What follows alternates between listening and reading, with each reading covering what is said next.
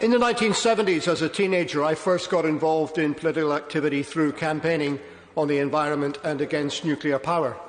It is amazing the change that has happened since. Then we were dismissed as cranks and eccentrics, and now the thinking is mainstream.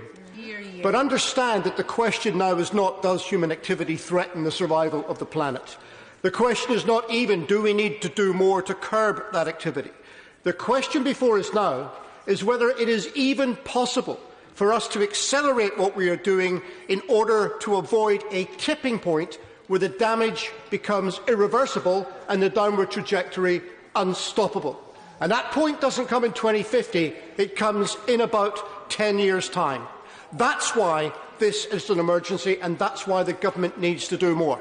Let me give a couple of examples where the government should be doing more. I eat red meat. I should eat less of it. So we all should. But you can go into any supermarket in this country and buy a kilo of beef for less than a kilo of green beans. So we need the government to take action with our food producers and using every lever at its disposal, including tax and subsidy and regulation, to make sure that families in this country can eat nutritious food with a low-carbon footprint without putting themselves at an economic disadvantage. Another example. I come by train to this place from Edinburgh, but that's because the taxpayer pays the fare. If they didn't, I would have the same dilemma as everyone else in my constituency, and that is that on any day of the week, it is cheaper to fly from Edinburgh to London than it is to take the train. That is a ludicrous and unsustainable situation, and to cure it, we need a radical and rapid expansion of public transport in this country, the like of which will give the Minister nightmares. But not enough is being done, so I'm sorry to break with the consensual backslapping. Things need to change, and we need this government to do more. Thank you, Madam Deputy Speaker. I heard Greta Thunberg speak at the meeting held here last week, where, on behalf of her generation, she demanded of us that we declare a climate crisis and take serious, effective action based on what scientists are now telling us. At that meeting, and again today, we heard lots of warm words from the Secretary of State for the Environment, but he's always weak on new action. If this country is to justify our reputation going forward as world leaders in carbon reduction and the environment, far more needs to be done. I have time for 3 points. Firstly, the government should reverse the decision to build runway 3 at Heathrow. It will add 6 million tonnes of CO2 per year, making Heathrow the biggest emitter of CO2 in the UK, as well as adding yet more to local air pollution. And, as the Department of Transport analysis shows, it produces no net benefit to the economy anyway.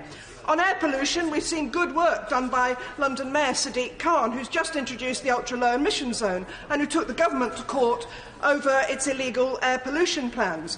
But we need urgent intervention from the government to help the Mayor and other forward-thinking local leaders by initiating scrappage schemes and investing significantly and supporting clean and green solutions for transport and also waste and recycling. Thirdly, can I suggest that the government support and listen to a citizens' assembly on climate and ecological justice. The government plans to take us out of the EU, which, among other environmental policies, have ensured UK beaches are now clean and pollution-free. Yet at the same time, the government will be rolling out the red carpet for President Trump, who claims that global warming is a hoax and who's pulled the US out of the Paris Agreement.